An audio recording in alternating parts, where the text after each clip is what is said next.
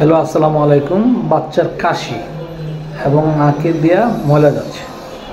মা আমাকে ফোন করছে, বলে বাচ্চার কাশিতে। আমি বললাম যে কি করে? কাশতেছে, আর কিছু করে না।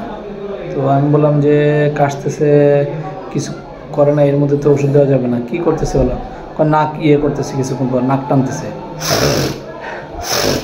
এরকম করে।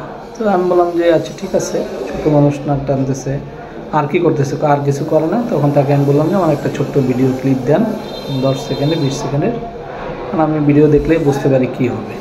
তো মা কিছুক্ষণ পর আমাকে ফোন করে বললো যে ওর ভিডিও উঠাইতে গেছি, ভিডিও উঠাইতে দেয় না,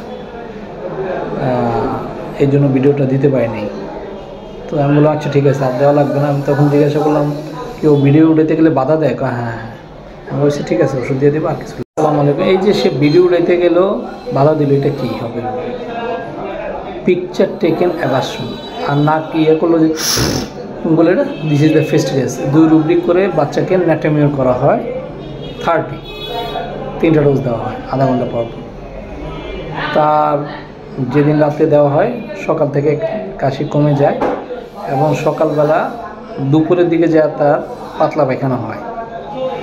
তো পাতলা পায়খানা হয়, তখন আমাদের রেগুলার যে মেডিসিন আছে সেটা চলতেছে। তো পাতলা পায়খানা ঠিক হয়ে যায়। তারপর আবার ফোন করলো একদিন পরে, বাচ্চা এখনও কোনো কাশির সমস্যা নেই, নর্মালি আছে। তা আমি বলছি যে তাকে গোসলের মধ্যে রাখার জন্য। এখন তারপরে আবার দেখা দিল কাশি, জ্বরের মধ্যে জ্বরে কোনো কিছু করার দরকার নেই। আপনি জ্বরের মধ্যে তাকে আমাদের রেগুলার মেডিসিন দিয়ে আছে, সেটা এইভাবে দেন, দিতে থাকেন। বাকিটা কিছু হলে আমাকে জানাবেন। পরে আমাকে জানায় নেই, জ্বরটা টেম্পারেচার বললো যে 100 হবে না, তার নিচে। আমি বললো ওকে ফাইন, কোনো টেনশন করার কিছু নেই, এটাই দিতে থাকেন, ইনশাল্লাহ ঠিক হয়ে যাবে। তারপর আল্লাহ মেহেরবানি কেসটা ঠিক হয়ে গেছে। সবাইকে ধন্যবাদ। আসসালামু আলাইকুম।